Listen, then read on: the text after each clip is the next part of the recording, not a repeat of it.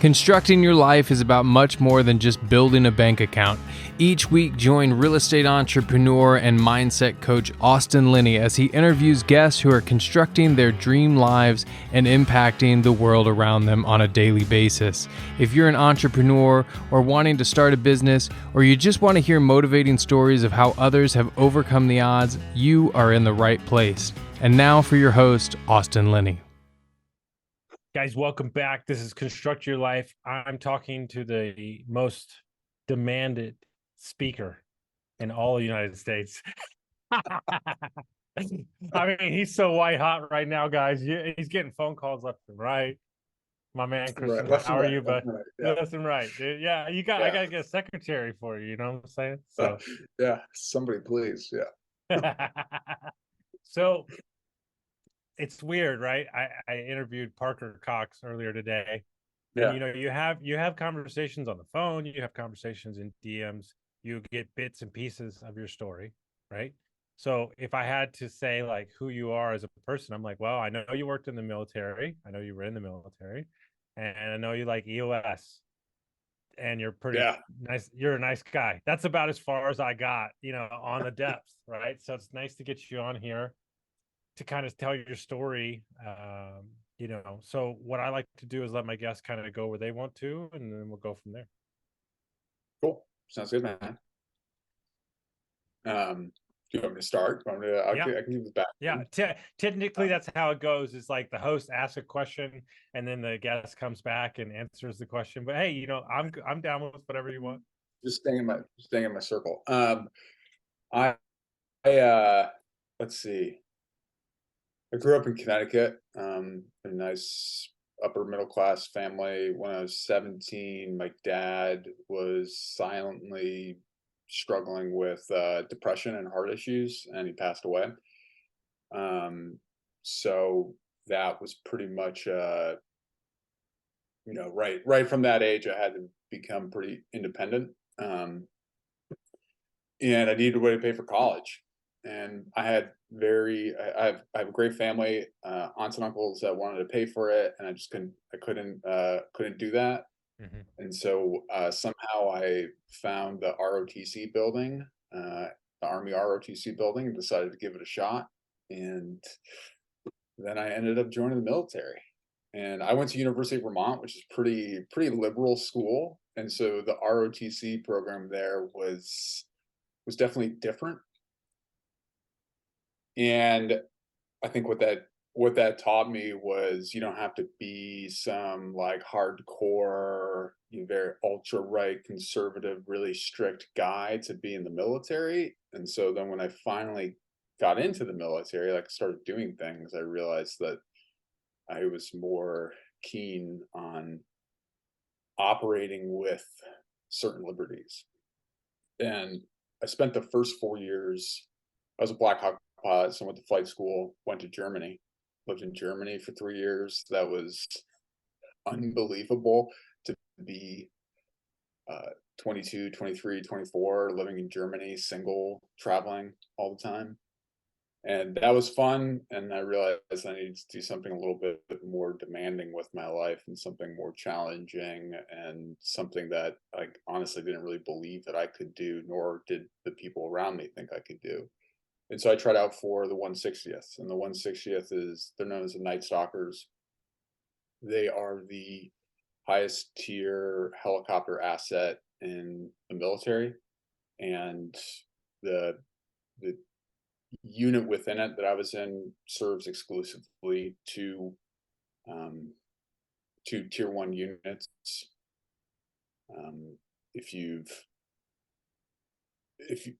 They're most famed for doing raids and attacks on Black Hawk Down. That's 160th. We went after a certain high profile terrorist years ago in Pakistan, that type of thing. And so I decided to go there. I got in, and I spent the last 6 years of my career constantly deployed, flying a version of the Black Hawk. You know what the Black Hawk helicopter is? Mm-hmm. Mm-hmm. Mm-hmm. Yeah. You know what the Apache is? Mm-hmm. Mm-hmm. Yeah. So we had a Frankenstein version where it was both of those combined. So we took all of the weapons from an Apache and put them on a Black Hawk.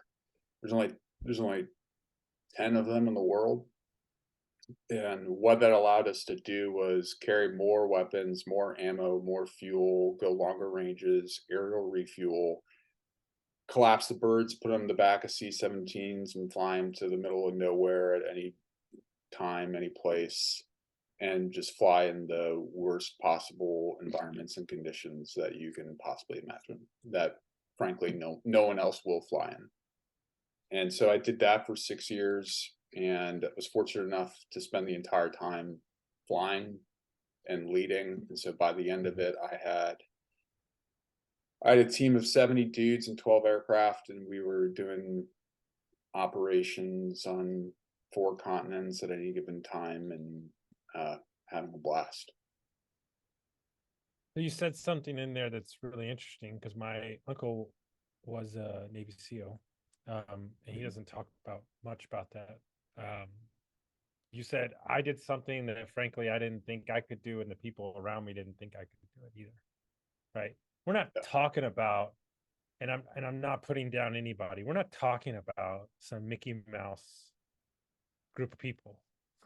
We're talking about, the elite of the elite, right? That are operating in kind of, to be honest with you, the shadows, but more importantly, like the elite level of mindset and kind of health, right? Like you have to be in to make it through. The first question is, why the hell did you think you could even do it? And then did you ever have any moments in the midst of, applying for it or training for it where you were like, what the hell am I doing? Why am I even doing this? Well, it'd be easy to say, like, I know I didn't believe I could do it, but I knew somewhere in me that I could, and I wasn't going to not try. And I feel like everything that I've done has been, and maybe this is unhealthy, but it's somewhat out of addiction. I grew up, when I was a chubby kid, I got made fun of a lot. I wanted to be a Navy SEAL growing up, and kids in my school told me the only thing I could be was a Navy walrus. Wow. And so I definitely had I had something to prove, chip in my shoulder, and that's pretty much that chip in my shoulder has gotten me pretty much everywhere that I've gone. But while I was applying, while I was in the training, and then while I was in the unit, yeah, I mean, like in the unit, every day is a tryout. Every day for the rest of your life is a tryout. And yeah, pretty much every day I was kind of like, what in the fuck am I doing? And how did I get here? But then something clicked for me. And it was not so much that I had anything special about me or anything uncommon about me or any sort of edge. It was that I had found myself in a room surrounded by the best helicopter pilots in the world, and that if I put all of my energy and attention to making them better, they were going to do the same for me. Yes, this reminds me of a thing where, way different but the same. There was a 15-minute meeting in my life that I flew across country for to meet one of my first mentors. Like, he literally had 15 minutes, and he said to me, he's like, look, you can idolize me all you want, but I am no different than you. I just got started before you with better people around me. So the moment that you take everybody else along off the pedestal is the moment that you'll set yourself free. And you see guys like in your unit, I'm sure you're like, man, that guy's like super gifted. He can run fast. He can jump. He can everything, but hard work, consistency, and consistency of, a consistency of habits. I was saying, you can look at that guy and say, oh, he's the healthiest, he runs the fastest, he's the sharpest, he's the smartest, he's all these things. But like, there is something to be said to just have that internal belief day in, day out, showing up.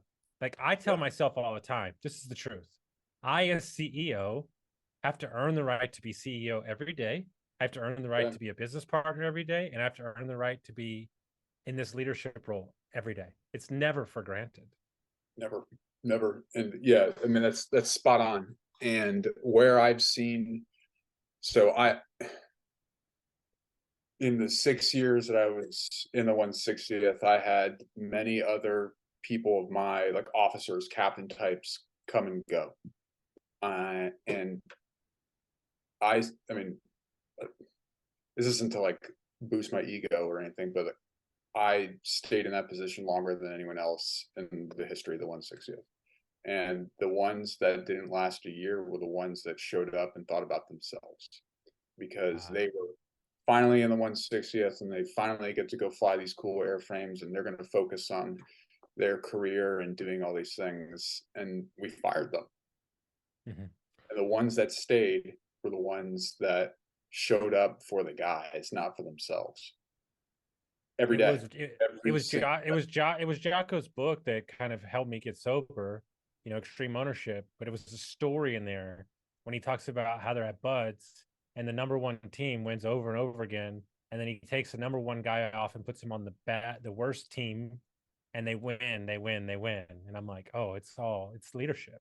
Like it's leadership, right? And I think that's something that you and I have in common, because I understood. I'm doing it on purpose. I understood the assignment walking into small business was these businesses at its core rise and fall on one thing and one thing only: leadership. Yeah. If you as an owner or CEO put more money in your pocket, and that's what you care about more than your team, then what are we doing here? Yeah. Yep. You know? Exactly. Yeah. And it's very easy to see.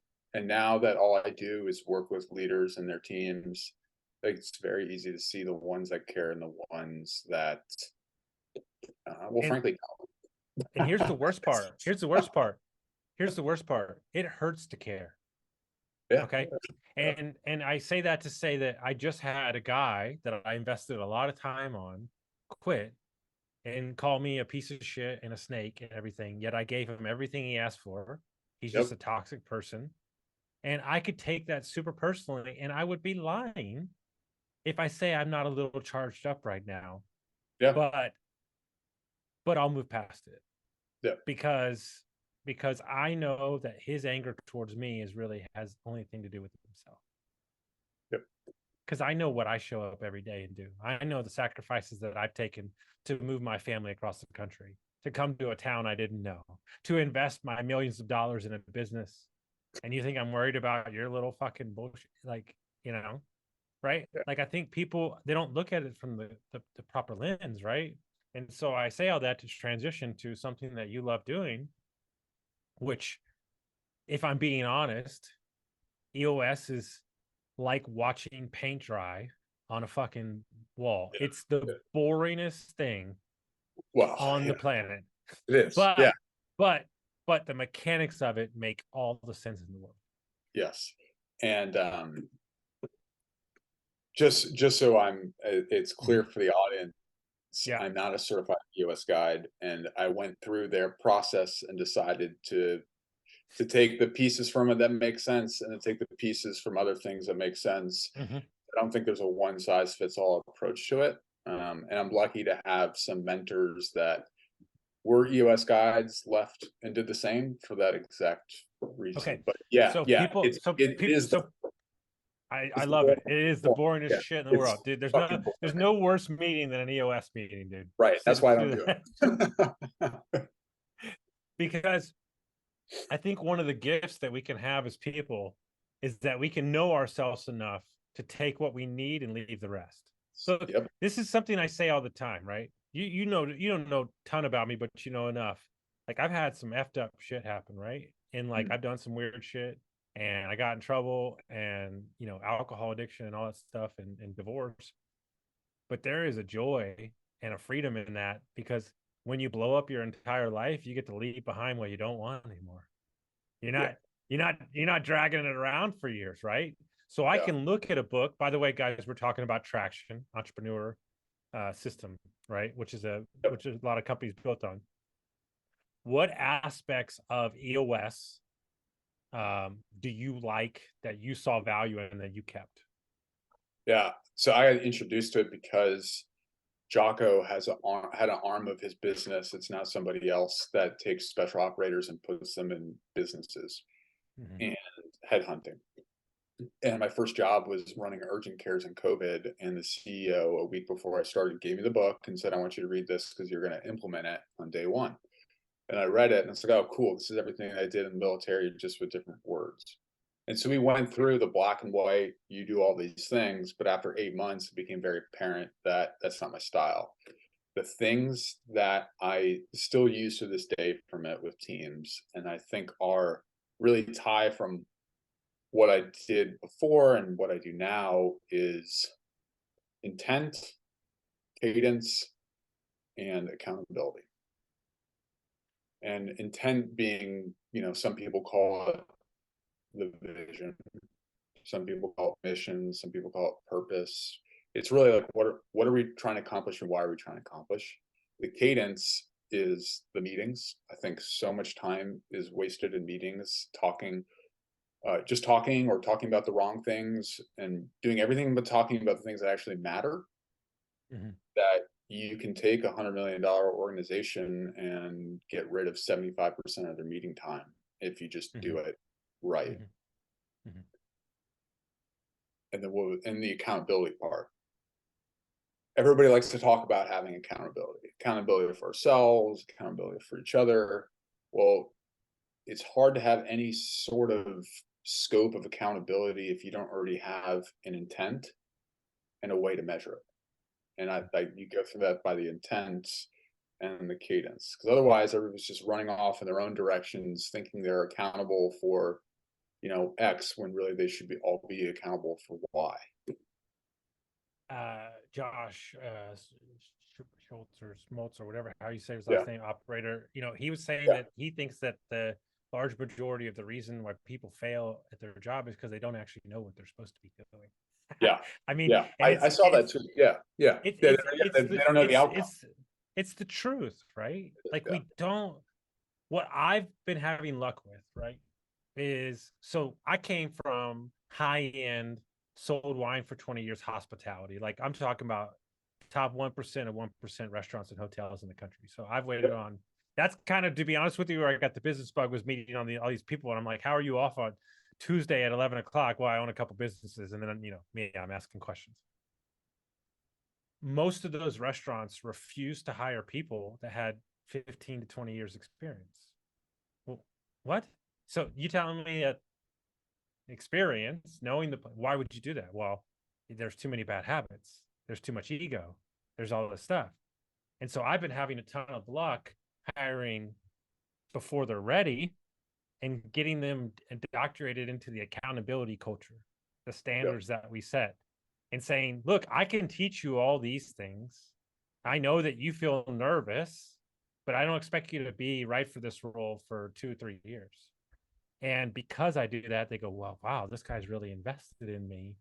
I'm going to invest in myself. And then boom, here we are. They're flourishing, right? Because aptitude, accountability, showing up, drive, like these are the things that we don't talk about. Well, you got all this experience and all this stuff. And I'm like, my joke is like, my mentor used to say to me, like, yeah, you might have 20 years of experience, but you have 1 year of experience doing it 20 years in a row.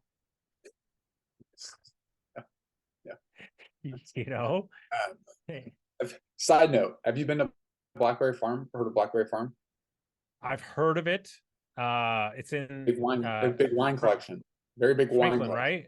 Franklin, what's that? Tennessee? Franklin, Tennessee. It's over just south of Knoxville. Okay. Yes, I've heard of it. Yes, from a big wine collection. They have the wine cellars that run underneath the property in between the buildings. Amazing. Yeah. I went to a winery in Napa, 60 acres. They bought it. Bill Murray. They were literally going toe to toe with Bill Murray to buy it. They bought it. He invented a heart stent. His wife was richer than he was. That's just crazy stuff. And they found this underground cellar that hosted parties for years through the 30s and 40s. But they found this extra door, and they unlocked it, and there was art and desk from all the presidencies. Oh my gosh. Wow. Okay, cool. So, I fall in love with that kind of, like, people think I don't even drink anymore. And people think like I love to sell wine. And like, don't get me wrong, I'm still romantic about it. I've traveled to France and like I still can sell it all day long. But what I fell in love with was the winemakers, because the winemakers at their core were just farmers. They get labeled as winemakers, but really they're just farmers. Yeah. And I think and to tie it all back together, I think what EOS does is it identifies, it highlights, and it eradicates issues, labels and issues and things that we're not focused on, right? And so as I can use it as a base, my biggest issue with EOS is that it's not front facing enough. It doesn't handle anything with the customers, with the marketing. That's my biggest issue, is that's why you kind of got to bolt on a couple different things. Yeah. And honestly, I think that's where it falls short. And that's why where did you get your other like the other kind of thing where'd you get that from? 8 months into running the urgent cares, we were at a point where it didn't make sense for me to implement it anymore. I was running the business and also trying to run the meetings, all that stuff. And it's hard to be objective, subjective, and participate all at the same time. And so we reached out to a buddy of mine, has a big barbecue business. They were using this guy. His name is Mike Powers. And he uses a method called Pinnacle, which is really just all the EOS guides that left and did their own thing kind of banded together. And so he got us in a room and we went through a day with him, and I was just sitting there. I was like, oh, this is what I want to do. And he's leading the discussion with us. And I just remember sitting there because I'm participating. I was like, this is what I want to do. Mm-hmm. Mm-hmm. And it was, he didn't bring out one thing from that book, from Traction. He brought out his own tools, everything that all these other guides kind of compiled together. And that was the moment where I was like, this is what I need to do. This is what I want to be doing. And yeah, that was my introduction to the different techniques. What about it made it possible for you to see that this is something that you wanted to do? He was going through an exercise and I offered a technique to the exercise, and he's like, wow, that's really good. I'm going to write that down. Okay. Well, there it is. There it is. So here's what it is. It was acceptance of outside ideas, not it being the holy grail, right? I think business, is an organism, right? And I think that the interesting thing about business is there's 4 different things going on in the same conversation. Yeah. There's what you and I want to get accomplished. There's what needs to get accomplished. And then there's what the owners want to get accomplished. And then there's what the investors want to get accomplished. Yeah. And the thing is that everything along that line has different needs for where they are in their life. What a weird. So now you've got a line of 10 people, right? If you want to break it out, I'll use HVAC as a thing. I got my service tech, his manager, the project manager, his boss, the COO, myself, the owners, the investors. So now we got 8 people in a line. And how do we put them in one size fits all? We don't. No. Yeah. And so really, if I'm saying that, then leadership is a moving target. Oh yeah. I mean, 100%. So is teaching. Coaching is it's all like, I don't have one client right now that learns or is coached the same way. And I call it the wood chipper. So a lot of people put people through the wood chipper. This is my framework. You figure it out, and then we'll kind of see if we don't give you what you really need. Like, the thing is like you're changing at the same time you're coaching people. So you're gaining skills, you're moving. Right. And so, I mean, that's why it's so hard, right? Like, it's so hard to hire me Because if I'm selling you that you're going to be happier, you're like, dude, go fuck yourself. I don't want to be happy. I want money. I want goals. I want to be thinner, you know? It's like, but what you're telling them is say, look, I've been in the fight. Okay. And even though we're not in battle in a helicopter, like this is a fight, right? Because you have all these families that rely on you. And that's what I would imagine a lot of the stress for your clients come from, is that the pressure of the responsibility. Yeah. Yep. Exactly. And so when you're dealing with them and you're unlocking them and you're fixing, is there overriding things that they're doing or habits or mindsets that they're doing, like one or two that seem to run through all your clients that you kind of, what are those? Setting the intent. Okay. 10 times out of 10, I'm working with a client, whether it's discovered on the first day or discovered on like the third session with the whole executive team, is that everybody's operating off of a different idea of what the CEO wants for the business. It usually starts with, hey, I'm the CEO and this is what I want to build. Well, your people don't listen to that. They listen to what's relevant to them. And so you speak what you want to build in a way that everyone from, the VP of marketing to the 20-year-old kid that just was hired to work the call center, everybody needs to understand it. And I'll say, 100% of the time, the first thing that we hit is intent and communicating that to your team. And that is a huge unlock. And I didn't honestly, it was like imposter syndrome for me leading up to some of the first clients that I got on my own. Like, I don't think I can do this. I'm not a business coach. I've only run businesses for 2 years. How could I be? But the greatest thing that I took away from the special operations environment and applied to the business world is solidifying that intent. Because without it, everybody's just running in different directions. Because ultimately you as a coach want to see your clients and businesses be successful. So if I carry that as my firm pillar, then I can't be wrong no matter what I do. Yeah. I mean, of course I want them to succeed. No, but it just cracks me up because I wonder if you run into this, like you're having a conversation, let's call it a CEO, a COO, and a CMO. Well, I'll just use that for context, right? It's three major. And you look in there and you're sitting in the conversation and they're going back and forth and they're saying, whatever. And you're looking at them and you're going, guys, our intent is that we all want the same thing. Y'all just don't realize that. Yep. Like, do we not want the customer to be successful? Do we not want to make more money? Do we not want to be healthier? Do we not want to spend more time with our kids? What are we talking about here, guys? Yeah. And you kind of like come to that realization. You go, oh shit, okay, because this is what I believe. It's so funny that you brought this up. I've never had anybody do this in fucking almost 600 episodes. I believe that intent is everything. Okay, and what I mean by that is, let me go real scenario for you. I have clients that I help get sober that have done some fucked up shit. Let's just call it what it is.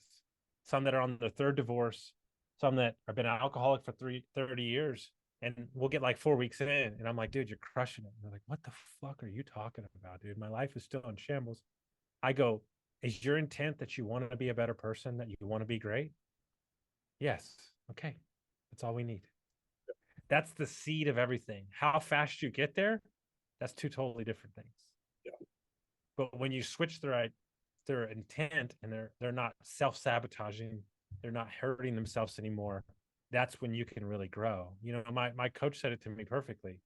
You're over here bitching and moaning about how far you've come in a year. You were a fucking functioning alcoholic for 20 years. So you're going to fix your entire life in 1 year? Come on, dude.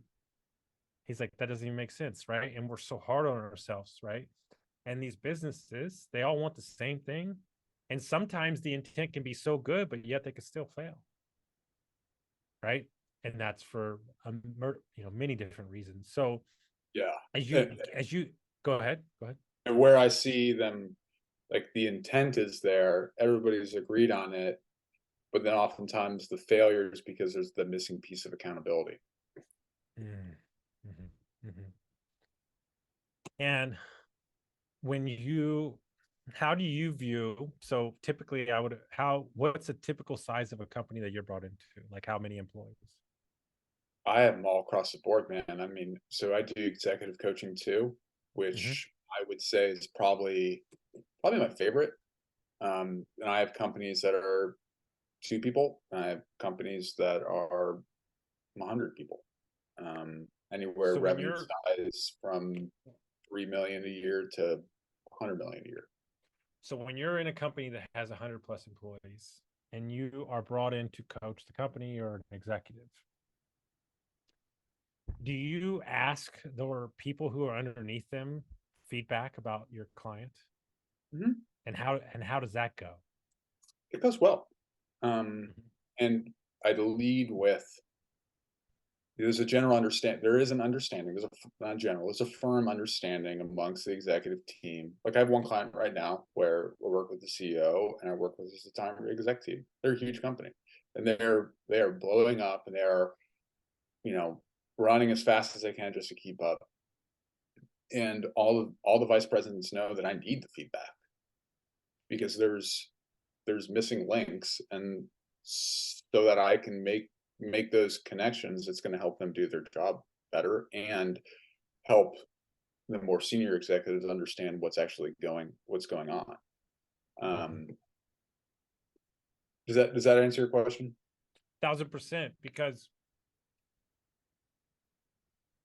I really hate to call myself out because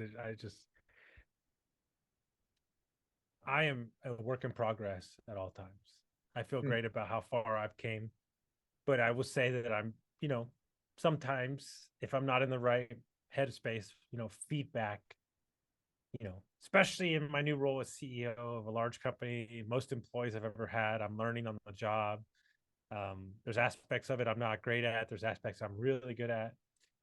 So I get nervous about feedback, but me and my CEO are real honest. But what I've been doing to circumvent that is I've been grading myself. So I'll come in and say, these are the areas I need to work in. This is what I'm going to focus in the next 6 months. I promise you this, I'll do that. And I'll send that to the other owners. And they're like, whoa, like, wow, he's like literally reporting on himself. And I know I'm doing that for a reason because I want to see it first. But what I'm secretly doing is cutting off their negative feedback at the head. Because if you address it as a person, then there's no need to shovel shit on that person already, right? But I'm also understanding that when we get to 30, 40 million a year in revenue, that ain't me. And everybody knows it. I ain't your guy that's going to take you from 40 to 100. I'm your guy that could acquire businesses on the outside to get you to that ways, but I'm not your guy who's going to punch the clock every day and just do that thing. And so when you're coaching those executive teams like that CEO who's running, does he ever have that moment of clarity where he realizes that, down the road, he might not be the person to take it to the promised land? Okay. Is that powerful when they come to that realization and they kind of set themselves free? Yeah. Or I mean, like, it's also powerful when they realize they're doing the wrong things right now. That's even, I had a call with one and he's like, shit, I'm doing all the wrong things right now. I really need to focus on this. And I'm like, so does your team. It's my last 2 weeks. So I was doing something that I realized that was for my creativeness, but it wasn't a high margin, high output project for the company. But I saw a need for it in the community, but the numbers didn't back it up. And so I had to kill it. And I had to be the one to kill it because it was me that brought it to the table in the first place. Now that talk about some pride. Yeah. Yeah, well, that's what good leaders do, man. They realize it. And it's I had another client. We stopped working together just because he couldn't afford it anymore with the way the business is going, but we still check in every other month or so, just because this ends up happening. We become friends. And he calls me the other day and he's like, look, I finally just got rid of it. And he was describing this bright, shiny object project that he'd just been shoveling money into. And he finally got rid of it, back to making the main thing. And he's like, I just feel like a new person again. And I was like, the main thing. And a lot of times your people need that too. So true. So you've been talking a lot about intent. All right. Mm-hmm. What's your intent for your life personally? Yeah, it's a good question. Personally, right now, I want to get back to working with people that I enjoy working with, that fuel me. I spent a long time pretending that I was really good at running other people's businesses for them and building something that I thought was honestly cool to other people. And so now my intent, like for the next year, I'm going to build a coaching firm with other former special operators that have also run businesses. And I'm going to get them back into doing the thing that they love doing, which is coaching and developing other people. Amazing. That's it. And because technically what you're doing is you're becoming the coach of the coaches. Yeah. Which is my dream role. Yeah. Sort of. I mean, so I've got one guy so far, former Navy SEAL. He was a SEAL for what, 22 years? Mm-hmm. Probably a better coach than I am. He's an inspirational dude. He's probably a better person than I. And I want to get back to surrounding myself with people that are better than me. Mm-hmm. Mm-hmm. The other guys that I have lined up as the clients come available, I mean, these are dudes that were on SEAL Team 6 for 20 years. Mm-hmm. These are former, Delta operators, guys that flew 160th aircraft for 20 years and have silver stars and distinguished flying crosses, and like surrounding myself with those people again and giving them a way to take the knowledge of leadership and development that they've learned over 20 years and give them an opportunity to speak that and coach that. Yeah. I reflect a lot about, like, there's a huge stigma about sharing, especially at the level that I was at. And for some reason, it's good because it protects what is continuously safeguarding our country. But in other reasons, it's flawed because we fought 2 wars for over 20 years. And now you have all these guys who are at the tip of the spear who just go on with their life quietly. When do people get to glean off the lessons they learned from leading teams at the most elite levels? And unless you read a book, they don't. And my intent is just to get a couple of those guys out there doing this, and kind of uncovering some of those quiet truths. I would say that 70% of my current company is ex-military. Cool. Just so happens with the area that I'm in. Yeah. That, this is what they went and did. Maybe 60, but I enjoy them because there's internal drive that's not needed from me. There's a level of discipline that's not needed from me. There's 2 people I love hiring. It's ex-addicts and military people. Like, they're amazing because they're so blessed to, and more importantly, they want to, perfect example, ex-military, probably one of the most important employees I have. He said, I want to be sales manager in about 10 years. That's what he told me. Okay. This is, by the way, my number 1 producer, project manager, does $1 million commercial projects, says he wants to be sales manager in 10 years. I said, yeah, that's cute. I said, how about today? And so I just made it to him today. And I go, well, you got to change your goals, buddy. He's like, what the fuck are you talking about? But it cracks me up, right? Because, like, he saw this, like, long chasm of who he had to become. I'm going to reward you ahead of time, and then you're going to grow into that person forever. And I said, it's not, you're going to be the sales manager of just this company. I said, you're going to be the sales manager of all the companies that we buy And he's like, oh shit, but now we've given a carrot for him to go to, right? Yeah. And I think one of the things that intrigues me the most, athletes and military guys, the chasm between I'm in duty and I have a mission and I have a purpose and I have an intent, and then one day you wake up and it's all gone, and then you have to reclassify your entire identity in life and everything. Yep. And I will be the first to admit that I really struggle with that. How long do you think it took you to really get your feet back underneath you? So 2 weeks ago.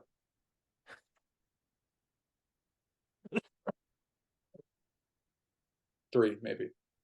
Yeah, look, I mean, I got out and I thought the thing you had to do is go run other people's businesses and be an employee. And so I did that, and I did some coaching on the side. I always did coaching on the side. And then my last job, it was a great job, a lot of autonomy. It became uncovered to them that I was doing other things too and didn't really fit their drive, their intent, and also mine. So they let me go. And I think it's the greatest thing anyone's ever done for me was fire me. And so I last 3-4 weeks ago, I just went head in, all in on it. I mean, I'm still figuring out, but I finally, in 3 weeks, we've brought in a number of clients that, I'm not quite, there's still more to build. There's a lot more to build, but I finally feel like I have the freedom to really pursue what my purpose is. What did you learn about yourself in the last 3 weeks that you didn't know beforehand? Good question.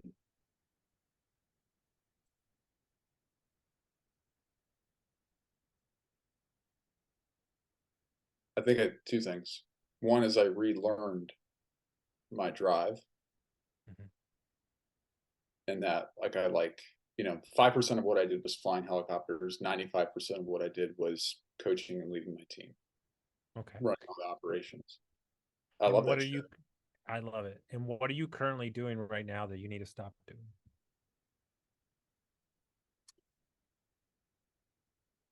I need to stop thinking so low of myself.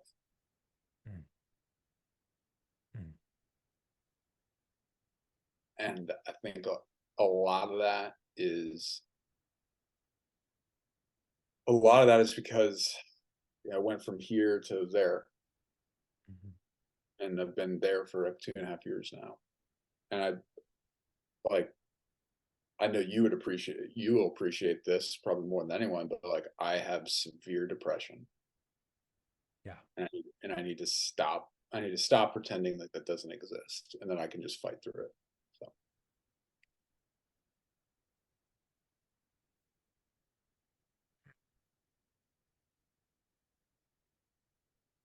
So Jim Carrey said, he said a quote, he said, depression is nothing more than your body and your soul telling you, I don't want to fucking be this person anymore. Meaning this version of myself, right? And I think it's such a poignant thing, right? I wouldn't say, somebody asked me the other day, I've coached a lot of people, what is most of what people generate, right? And they say I'm a people pleaser, like all these things, right? And I go, that's conscious level surface bullshit. And they're like, what do you mean? That's the reason. And I'm like, no, that's not the underlying reason. The underlying reason is you don't love yourself. I said the underlying reason is you have no confidence in yourself. The underlying reason is that depression sneaks up on you because you don't value who the fuck you are. Yeah. The thing is that there are times to be motivated, and there's times to just know. And let me tell you something, buddy. Of all the people I've met on Twitter, you are the one I'm worried about the least. You lead with your heart. You have working knowledge of what you're doing, but more importantly, you give a fuck. And you can't teach that, right? because this world will rain down on you every reason why you shouldn't. And all it takes is one person to believe that you can, and the rest is history. Yeah. Yeah. Yeah. Yep. It's been every veteran will go through it, especially at the special operations level. It happens, and I just try to make myself available to those guys that are about to hit it, about to uncover it. So I have a buddy, ex-special forces. He was the third interview I've ever done. I think I've had him on like 3 times. He's a big real estate investor now, big time. And he says something to me that still gives me the chills to this day. And I make him do it every time he comes on the podcast. I won't get it perfectly, but you'll get the gist of it. His role in the special forces was to dig the graves. And I said, how do you get up every morning, leave your family, and impact people and create this mastermind and this fund and all this shit? And he goes, well, I have to go live my life and live on purpose because all the people that I put in those graves couldn't. So I don't need motivation because I'm doing it for them. yeah. I mean, I have a similar not that deep, but one of my best crew chiefs who I was very close with was killed right as I was getting out. And he had a young daughter and so much life ahead of him and fucking capabilities. And a lot of people have these stories, right? His name is Linney. And every time I think about whether I'm going to do something or not, whether I'm going to send a cold email or a cold call or go for a fucking weighted vest run with a stroller up a hill, I think about Linney. And that's my motivation. So great. So great. All right. Well, I gotta get done with this before I start crying. So, if people want to find out about you, they want to track you down, how would they do that? Just go to my Twitter handle. I gotta get LinkedIn back up and running, but yeah, go to my Twitter handle, pinpulled DRMF. Yeah, he's a funny follow, guys. You learn a lot. A couple fun military stories that I love, and a lot of different stuff. Man, I appreciate your time. Yeah, guys, if you got some knowledge from this, you enjoyed it, share with a friend, send it out, and we'll see you next time. Thank you so much.